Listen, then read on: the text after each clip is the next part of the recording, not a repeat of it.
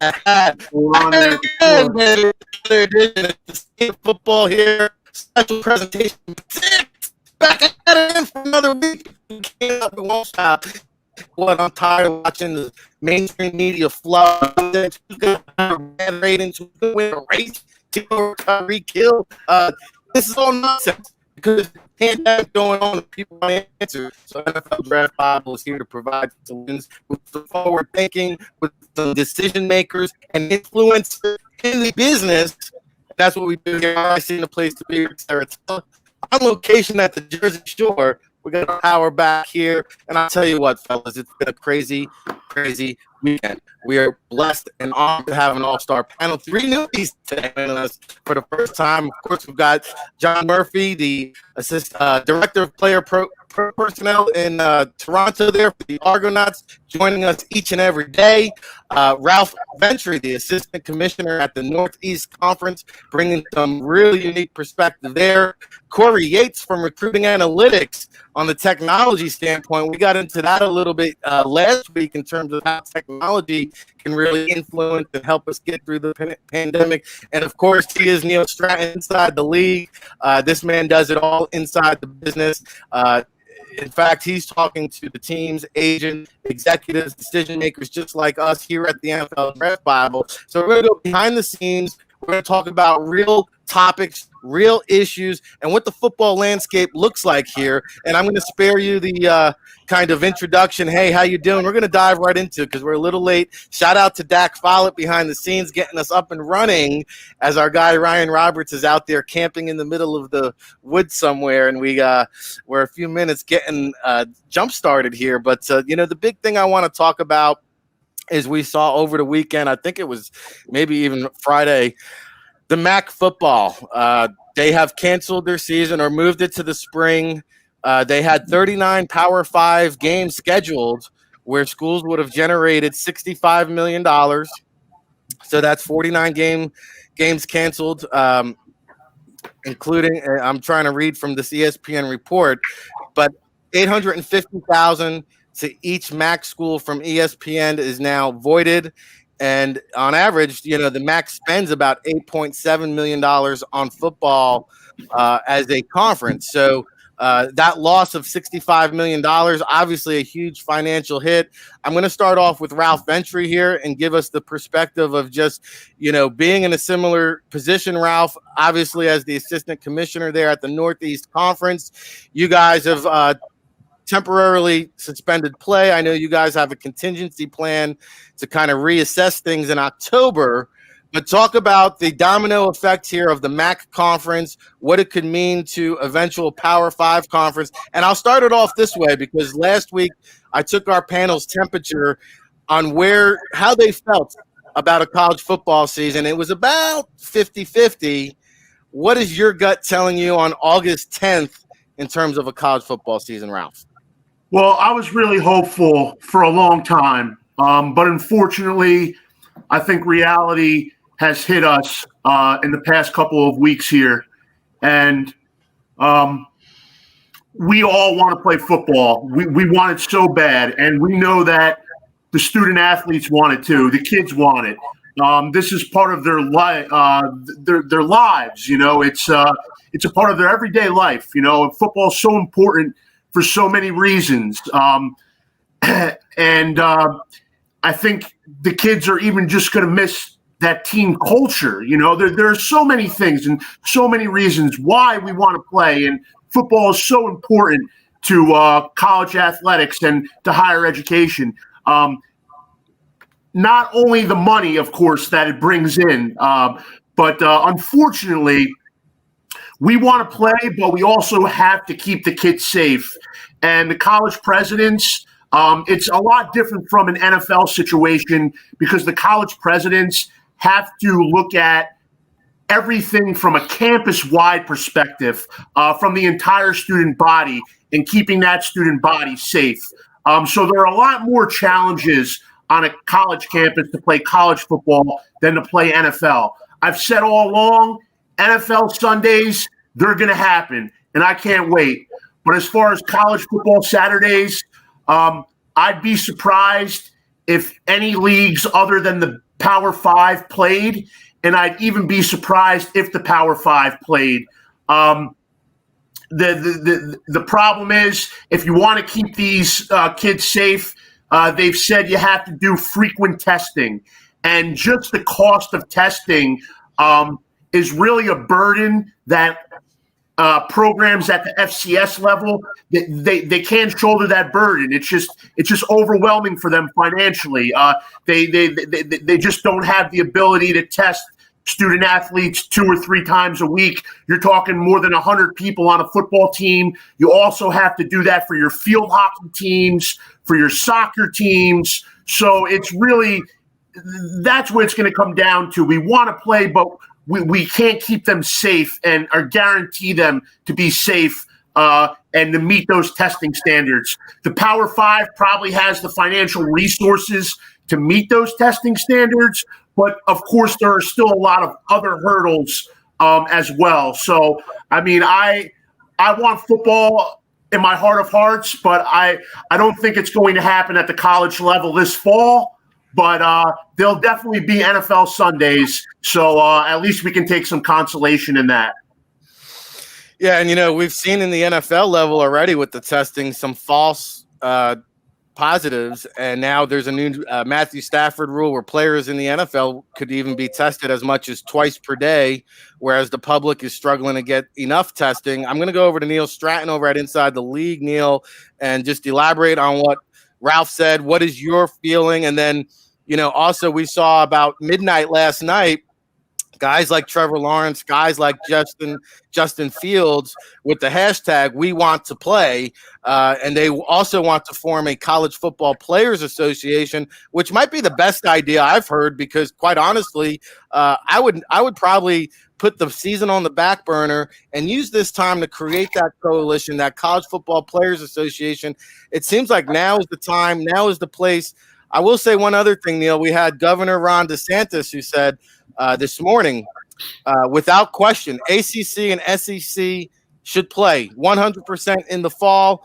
If the Big Ten and Pac-12 want to cancel, like we hear a lot of talk, he says, hey, the SEC should provide that avenue for players to transfer. We're seeing it from the FCS level. Your take, Neil?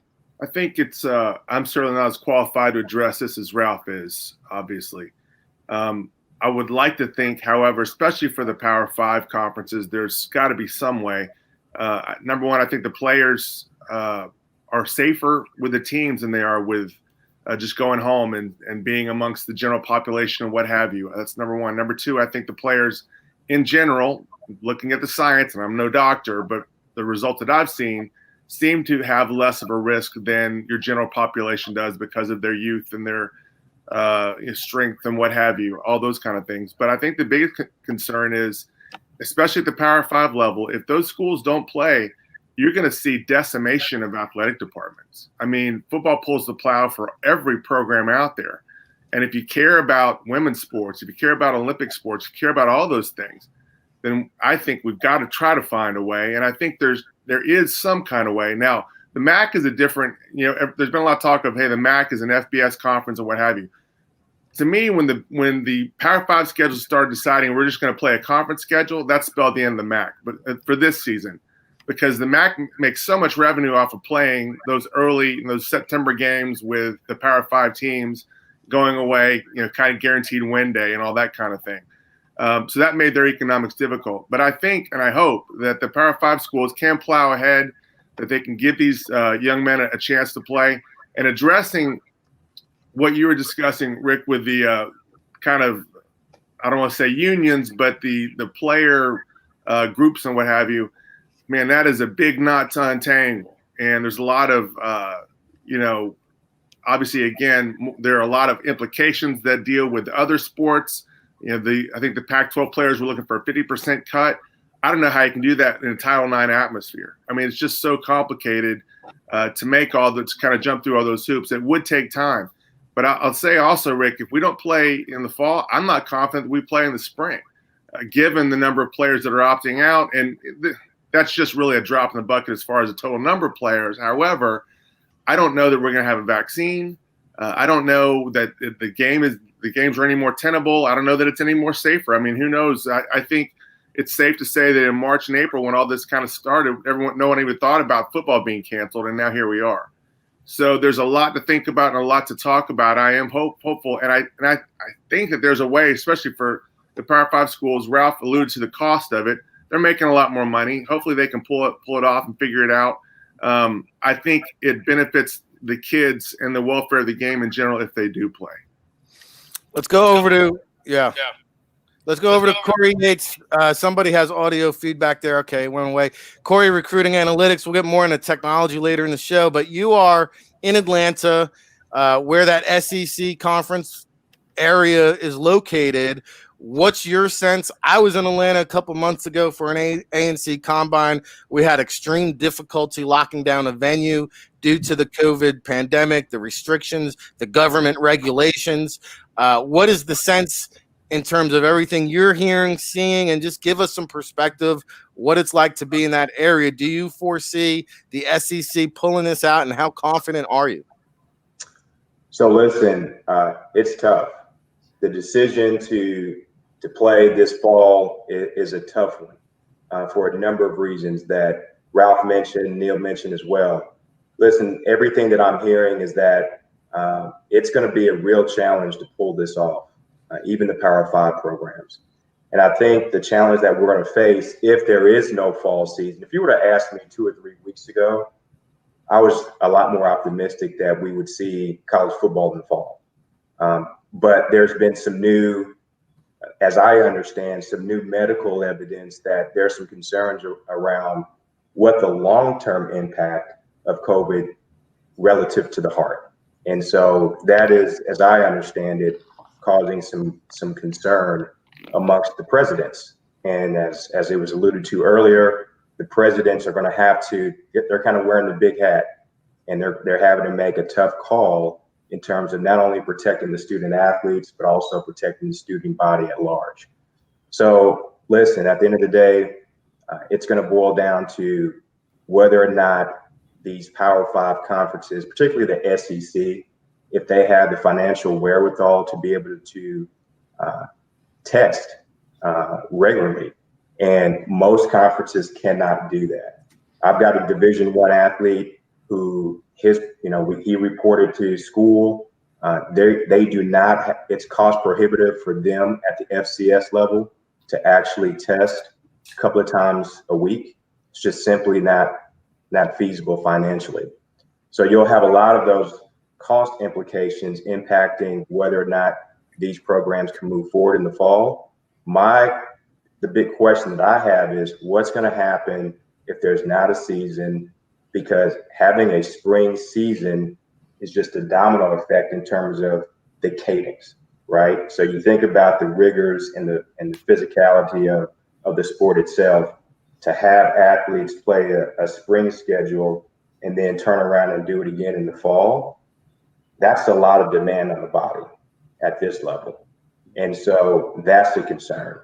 The other concern is we know that there's going to be an impact, a negative impact to programs who do not move forward in the fall. With that said, how is that going to impact their ability to sustain their program? Are they going to be able to sustain, carrying the number of scholarships that they have? Because it's easy to say, hey, we're going to go ahead and grant you another year of eligibility. Your scholarship is still intact. But at the end of the day, can they accommodate those prerequisites financially? And I don't know that they can. Great point. Let's go over to John Murphy there in Toronto, of course, with the Argonauts. John, I'll phrase it a little bit differently because last night the 5 commissioners of the Power 5 conference did meet, and we're seeing some kind of quotes come out speaking off the record or anonymously. And I saw one quote where one of the commissioners was saying that, it used to be that we wanted to sustain, we wanted to move forward. Nobody wanted to be the first to cancel a season. He then went on to say, we're at a point now where nobody wants to be last to cancel the season. Is there any way the SEC moves forward should the other 3 or 4 conferences cancel? I mean, I think if someone's going to do, risk management and decide that, the current lives of these kids may not be affected, which might be true. But what we don't know is 30 to 50 years from now, will somebody be sitting there creating the case for these kids that went and played to say that the reason that you're seeing potentially college football players who played in this era, if they start dying off early, will there be a lawsuit 30 to 50 years from now, the way that there's been lawsuits in other avenues to say, but you knew this might or could have happened and you rolled along playing as normal because there was a bigger benefit than the current risk analysis, right? Because I don't think we feel like there's a chance that a young athlete, now we might be worried about the staff, right? There's trainers, there's equipment managers, there's coaches on coaching staffs that are advanced age in terms of, higher risk levels. There are definitely people around these programs that would almost have to be forced almost to opt out or be social distance for themselves. But I think the bigger concern why they're taking a second look at the medical is we've all seen what happens down the road. If 30 or 50 years from now, these guys start having issues.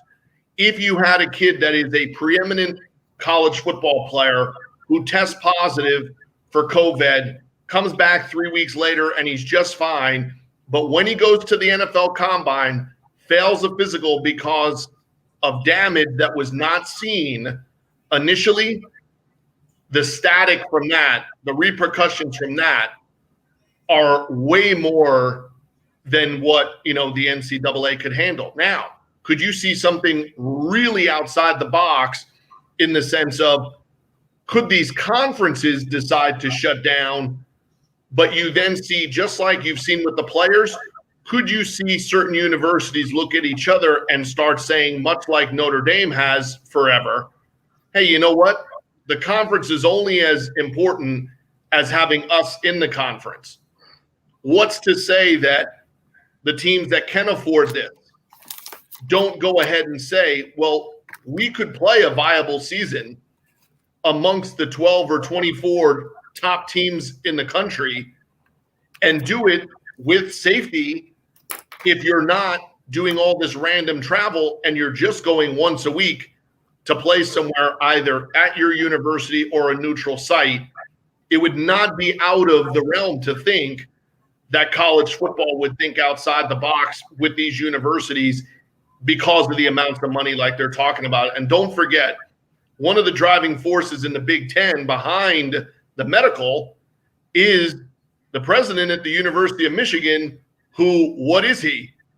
A doctor. And what is his specialization? Immunization, and microbiology. Like, so, hey, there's somebody who probably doesn't need a whole lot of interaction to ask people, with things. And on a little, lighter note, them deciding to temporary pause in the NEC to figure out things, that just helps out a bunch of teams from having Central Connecticut State social distance them from wins. Well, Ralph, let me go back over. There was a lot of good points here made. I love Corey's thought about the scholarships, if you want to dive into that. But for me, it's amazing that here we are, August 10th. It took till yesterday for the powers to be to kind of get together and get on the same page. It seems like across NCAA, there needs to be some kind of leadership or voice or, take us behind the scenes in the decision-making process. At the FCS level, we kind of saw every conference kind of each man for himself. In the Northeast, I feel like here in New Jersey, at least, and really the entire Northeast, I feel like we've got as good of a handle on this pandemic than any part of the country. What is that thought process like? What could that October reevaluation look like? And to somebody else's point, are we necessarily safer in the spring than we are right now? Well, first, to address the spring football, there's a lot more that goes into it than just, is it going to be safe to play in the spring? Especially at the FCS level, logistically, it may not be possible to push all fall sports into the spring and also play your spring sports at that time. You're talking about facilities where the football team and the lacrosse team use the same field.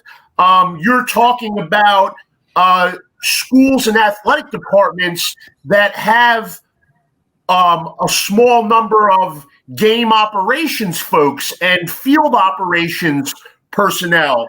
And are they literally going to be working 85 straight days? I mean, you have the thing with practice times, and there are a lot of challenges. At LSU, they may not have that challenge because every team has its own little facility on campus with its own locker room, its own training room. But when you go down even to the Mid-American Conference schools, and then especially at the FCS level, we don't all have our own facilities and our own locker rooms and our own fields.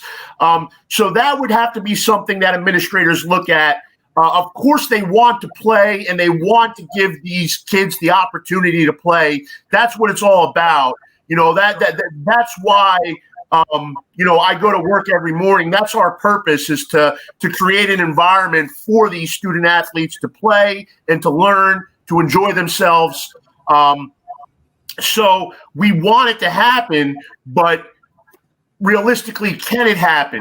Now, as far as the national scene, the country is so vast, and really Division I is so diverse as well. If you had one kind of mandate, national mandate, I don't know if that's really the way to go. I was always making the argument that if any conference could safely play in the United States, it would be the NEC, because of where we are located now: New York, New Jersey, Connecticut. And for the most part, those states do have a good handle on this virus. Cases are at all-time lows in New York and New Jersey. Pennsylvania has a little bit of an uptick. But one of the problems that we're looking at in the NEC is there are still some travel bans. And I know they're only temporary and they're rolling and they can change with the positivity rates in certain states. But for example, Rhode Island has to quarantine before coming to New Jersey now, So it's just like it's a challenge to even move within our own league. I would say, hey, let's set up our own NEC bubble. We'll only travel to teams within our league. You don't even have to have hotel stays in some of our places. The team can get on the bus, go down, and come back after the game. So you don't have to have them out in another community, in a hotel, in the restaurants over there. You don't even have to do that.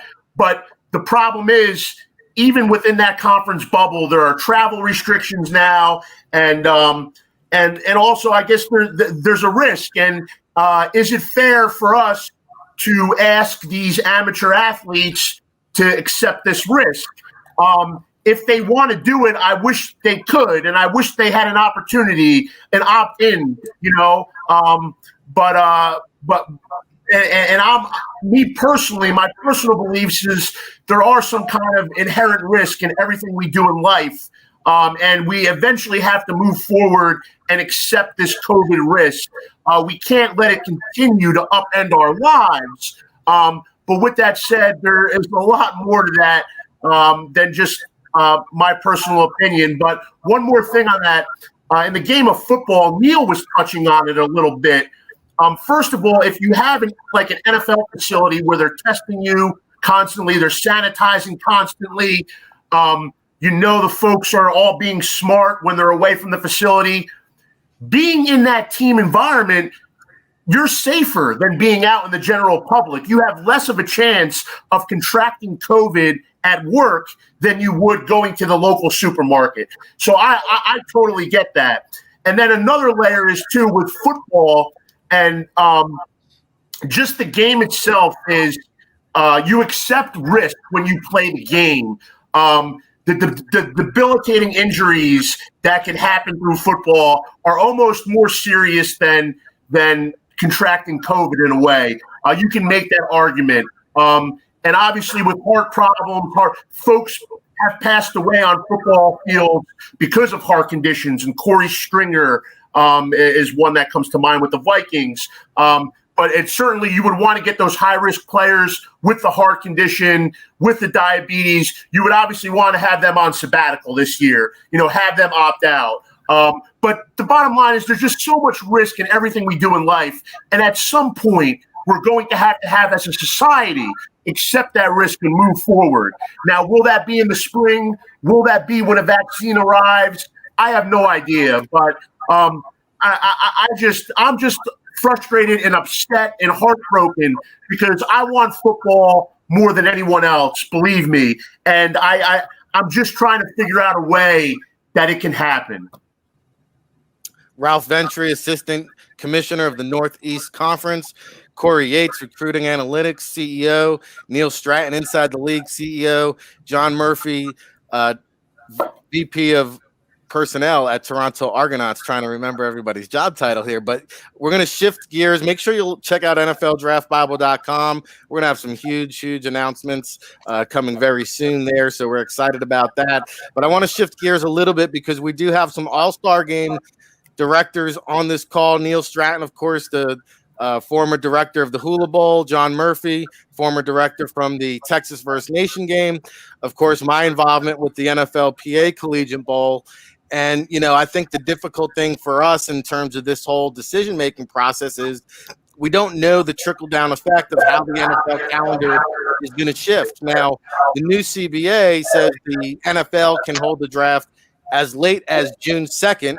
So if there's a spring league, per se, for the college football season that starts up at the end of February, will events like the Senior Bowl and the NFLPA Bowl stand firm, hold their events in January before the season, or will they then shift it to a late May, late April, early May type of event?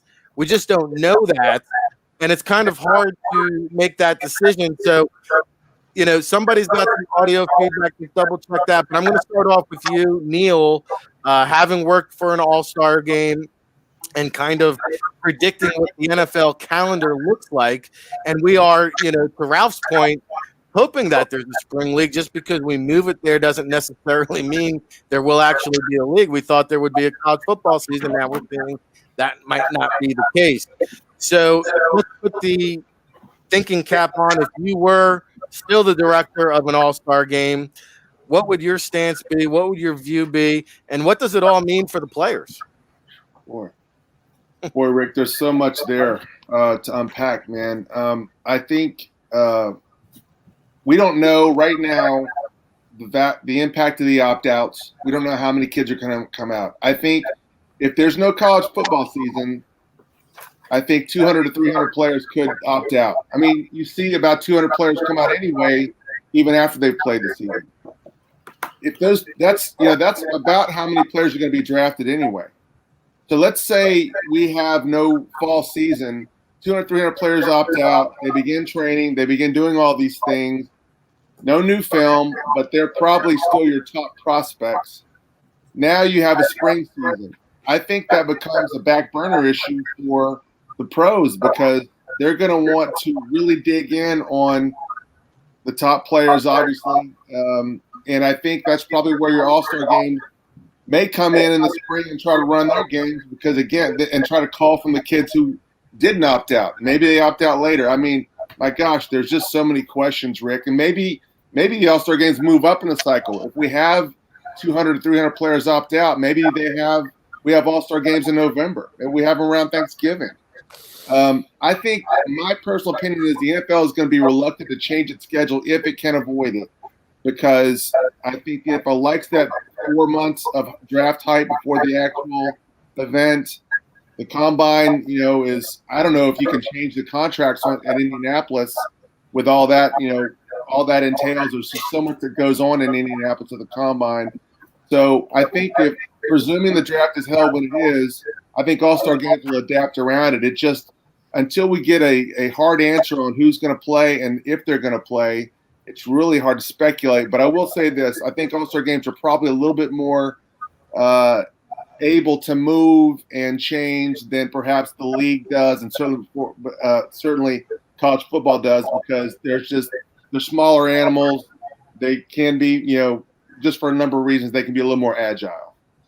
Well, that's a great point about the contracts there for the combine in Indianapolis. Of course, the city of Cleveland, they have the NFL draft contract. We saw what happened with Las Vegas last year. They just winded up doing it virtually. But Corey, the other interesting part of this equation is, Ralph and I have talked about this on the Chop Shop too, at the NEC Chop Shop, is you've got a lot of small school players now looking to opt up because they are under the impression an FBS season is going to occur. But my thing is, well, just like Notre Dame is joining the ACC, they think they're doing a good thing. There might not be an ACC, but these small school players now that are, hitting the transfer portal and trying to transfer to an FBS school, then all of a sudden the FBS season gets canceled. Now they're in the spring where they've just been in limbo for 6 months. How many players are really going to want to play a season when they could really just prepare for the next level, try to go pro, or maybe even play professionally and get paid to do it in the XFL if The Rock brings it back? I mean, these are all different scenarios that college football players are kind of running through their mind, and it's, unfortunately, it's unfair to them in a way, but it's the reality we're living in. Yeah, you hit on something that I think is going to absolutely happen, which is the explosion of the transfer portal is absolutely going to happen, right? And so it's going to probably end up being a scenario where the rich continue to get richer, because you're starting to see some FCS guys, to your point, transfer and move up to FBS. And so that's a real challenge. I think for these players, particularly at the FCS level and below, they're going to have to make some tough calls. My personal advice would be to not necessarily transfer and move up to FBS, because the likelihood that a season is going to happen in the fall is I think personally slim to none at this point. And they should probably focus on preparing for the next step in terms of their career. And that means go ahead and start working out, go ahead and start training, prepare for your pro day, prepare for an upcoming all-star game and what have you. So that's my personal opinion on it. It's not an easy decision by no stretch of the imagination for these student athletes, because you got to think about it. Some of these kids, they've been playing this game since they were knee-high to a grasshopper. Okay, that's just my Texas way of saying since they were 6, 7, 8 years old. And so now all of a sudden you kind of put them in a situation where this is not normal to them. And they love the game. They have a passion for the game. They want to play. But at the same time, they are amateurs. And so we have to take that into account. And the folks that are the decision makers, the presidents and administrators, ultimately will have the final say. And as much as these folks would like to play, and you're right, you've got folks like Trevor Lawrence and Justin Fields who are absolutely doing the right thing and being vocal, leveraging their platform and making it known that they want to play. Sometimes, though, however, we have to protect athletes from themselves, right? I mean, think about Antonio Brown, who didn't want, despite all that we know about concussions, hell, he didn't even he wanted to use his helmet from 10, 12 years ago. So sometimes we have to step in, we have to kind of protect the athletes from themselves. And I think given some of what we're learning about regarding the potential long-term effects of this disease that John mentioned, we have to say, hey, let's press pause. Let's learn a little bit more. We may or may not know more than what we know now heading into the spring. But I think, personally speaking, we do have to take some of those long-term considerations into account as we think about the fall season. No, great point. And I'll go over to John Murphy in Toronto about the player protection, John, because if there is a spring league, in theory, these guys could play a season, go directly into combine or NFL draft prep training. And as you know, every amateur thinks they have a legitimate shot at the NFL, John. But there's going to be over 1,000 guys, if not more, that now are going to go from one spring season into the draft process, into the NFL pro season. And really, they could be playing now this contact sport 10 months of the year. What kind of impact and concern should we have about that?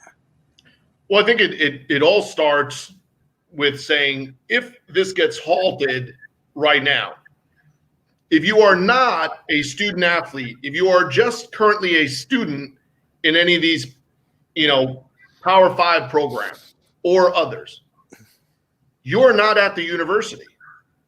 You're doing your school stuff on Zoom calls or similar.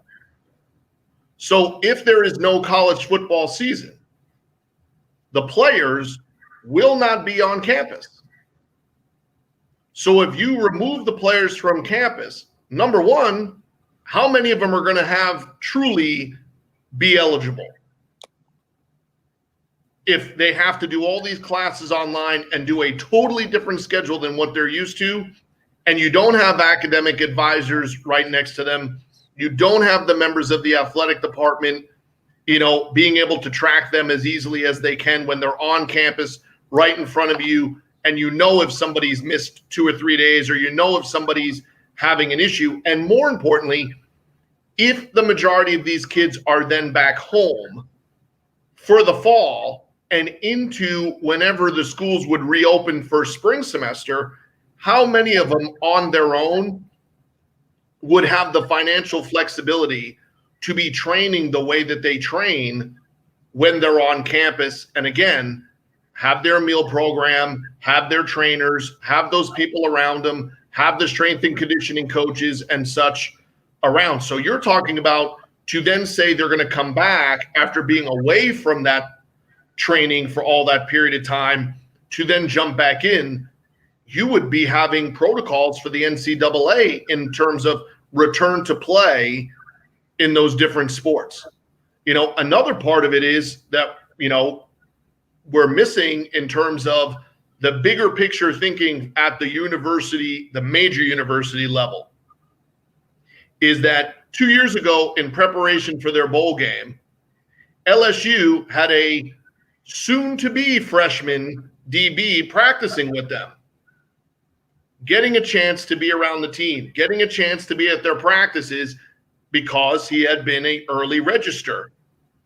What's going to happen if you push Power 5 conferences to the spring and you have those same kids, are now they gaining eligibility this spring? So are you going to have high school top 100 athletes opting out of their high school senior year because they can jump into their college program, be in their college program all the way until the spring, and then have a chance to be walking in the door a year early? And we all know that major college football or basketball athletes, time is what they want to speed up, because the faster you're in, the faster you're going pro. And if Derek Stingley, who's the player I was mentioning, had been eligible and been enrolled in December at LSU, and they were playing potentially a spring schedule, he would now be one whole year closer to the draft in his draft class than if he was waiting to play the following fall. So how many of these programs will worry less about somebody who's opting out and was going to opt out at the end of this season anyway to go to the NFL? And how many of them will want to concentrate on that freshman top 100 kid that's coming in, that 5-star guy that's coming in the new recruiting class, because you're going to get him for the next 2 to 3 years? At some point in time, you will have a physical overload if you push back in these major programs, because you're not going to have 150 guys on scholarship. And now how do you keep it from becoming amateur sports that's treated like it's professional? Because everybody's job is at stake. Now there's major money at stake. And how many of those universities will let that player nicely know it's time to move on, right? It's time to probably transfer. If you're the fourth string running back after 2 years, there's somewhere else to go because we're going to bring in another 5-star guy, to take your place. That happens in the best of times. You can't slow down the process because if we push things back, those high school kids are not going to just stay in high school. The college kids are not just going to stay in college, and the universities are not going to have the backdrop to say, like, what do I do with another group of kids that are coming in on scholarship? I either have to de-emphasize those new kids, or I'm going to have to do something with a selection of guys that are under scholarship. And that is a brutal business, but it is 100% fact that it takes place, especially at those Power 5, conference levels. So what can you do with an all-star game? They probably can be flexible. Maybe the NFL jumps in and, gives them, 10 minutes of their time, to try to assist with what to do. But maybe the opt-out guys are going to be the all-star circuit guys, and the ones that decide to play are going to get evaluated by their play.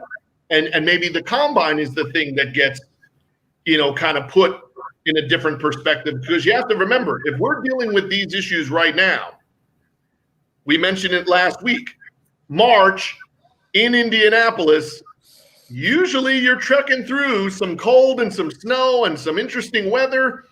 Will they allow you to do the combine the way that we think of it in terms of, can you have groups of 50 on the field at the same time? Can you have all these people in the RCA Dome?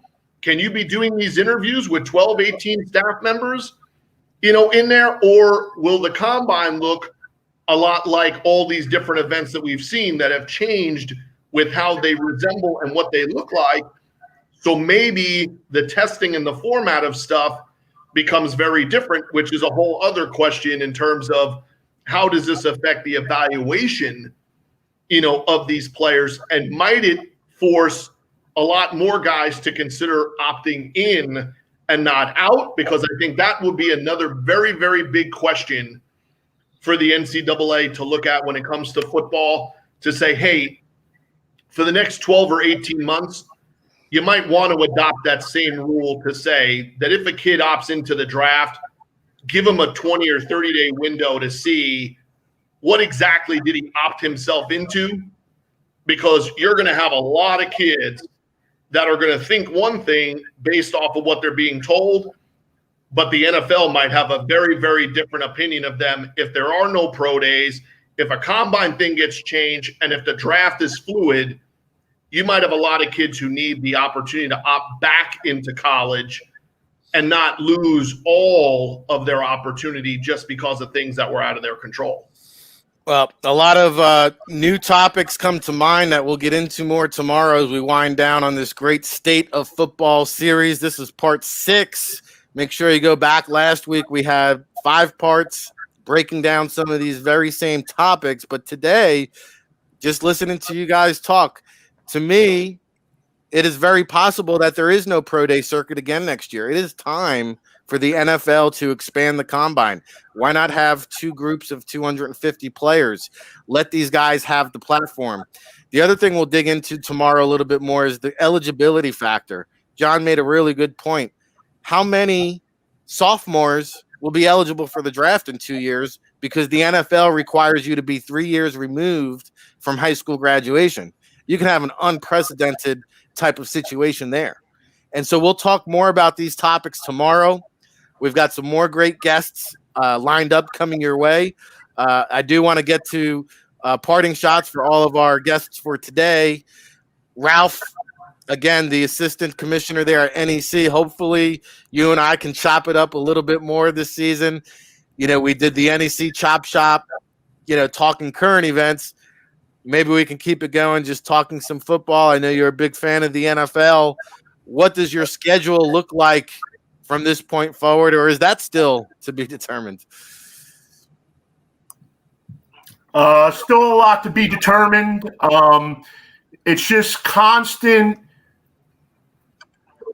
taking in information and surveying the landscape and then trying to make plans because we will return to competition at some point.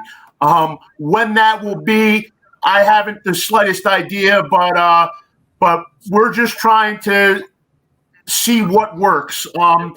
And just to go touch on a couple points really quick. A lot of athletes, even at the FBS level, at the Power 5, they're not going pro, but they still have a great benefit from the game of football. And that's why no football right now, it's so sad and it is so heartbreaking because a lot of these kids play for the brotherhood. They grow as people. It really is a huge part of the learning experience. And also, they're getting an opportunity to get a degree as well. And I've even seen some of our NEC athletes express themselves on social media to the effect of, I feel safer when I'm with my team and with my school than when I'm back in my hometown. And I can't get in trouble over there. And my hometown is not a safe environment, but being a part of a football family and having this structure is something that these men look forward to, and they certainly benefit from it. So that's what's really sad about this, because it's not just that people are losing money. It's a lot more than that. And one other thing, as far as the transferring, how many spots, if they even play, if the Power 5 even plays, how many spots do they have on a roster? It's just not realistic for everybody to flood into the FBS ranks and think they're going to get an opportunity to even be on the scout team. So my advice for a guy in the NEC like a Jason Brown, he's a junior quarterback, threw for over 3,000 yards last year. My advice for him would be stay put right now because you are going to play at some point. And the one thing we're trying to do across the country, or at least at the FCS level, is if we don't have competition this season, we still want to give these athletes an opportunity to be on campus, to train, to practice. And, you have a head coach who's an 11-year NFL veteran, and you can still hone your craft on campus in a nice environment. So take advantage of that and be ready for when the games finally do start. But with that said, I just want to say thank you very much for having me. And it really was a pleasure to talk football with all you guys this morning. Oh, hey, thanks for joining us, Ralph. You've got an open invite anytime you want, brother. So we appreciate the perspective, the viewpoint, and I agree 1,000%. I echo that sentiment, what you just stated about the FCS small school guys. So we will definitely chat soon. Make sure you follow Ralph at NEC Ralph. Of course, Corey Yates is at Recruiting Analytics on Twitter. And of course, Corey, you have the open invitation to join us all week as well if you'd like. But the most exciting thing that we have planned for you this week is the Thursday live technology seminar featuring Recruiting Analytics. Let's peel back the curtain a little bit, take us behind the scenes of some of the things we're going to present to industry folks, in every avenue. This is really some game-changing technology. Yeah, thanks a lot. So we're super excited to share with the audience kind of how we're leveraging our technology to glean data from game film. So it was mentioned earlier, hey, how does evaluation going to change with respect to this COVID thing? And so one of the things that we think we can offer a lot of value to programs and to organizations is leveraging our technology to, again, glean data from film. We're talking things like verifying game speed, verified in-game athletic measurables. So, hey, if you're evaluating a defensive back, how well does he transition? So what we're able to do is we're able to help these evaluators quantify what they see on film.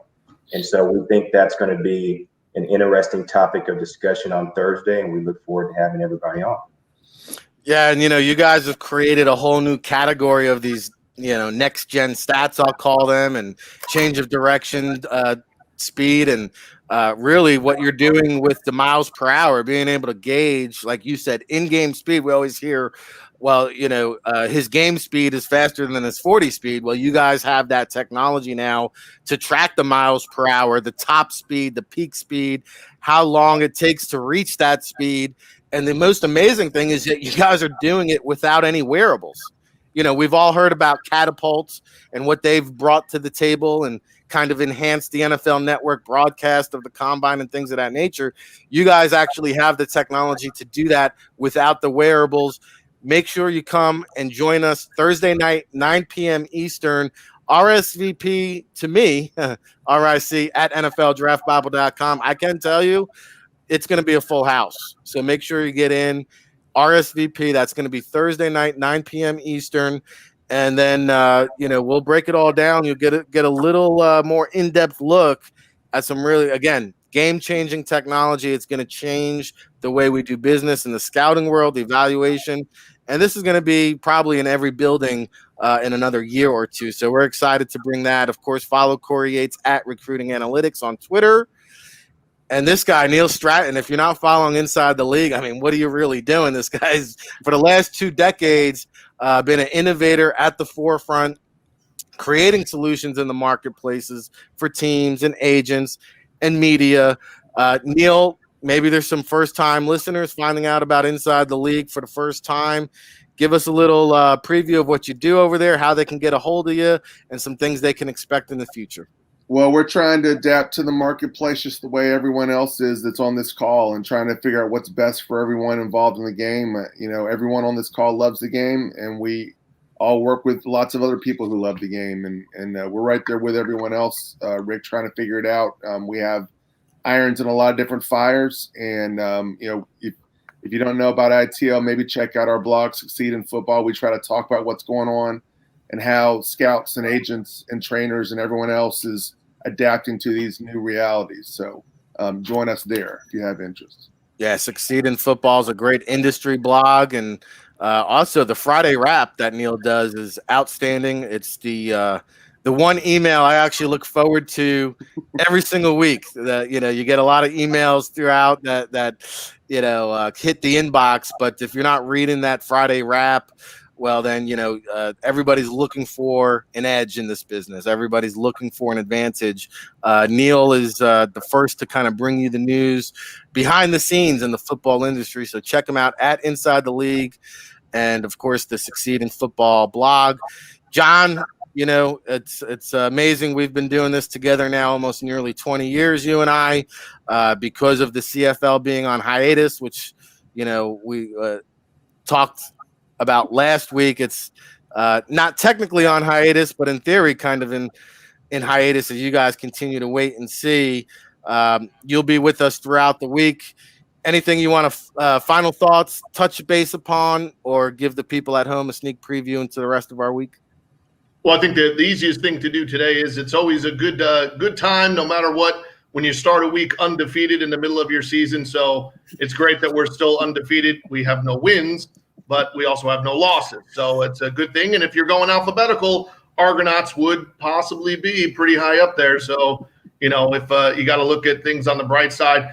Amazing listening to that awesome Southern accent of Ralph's for the last hour.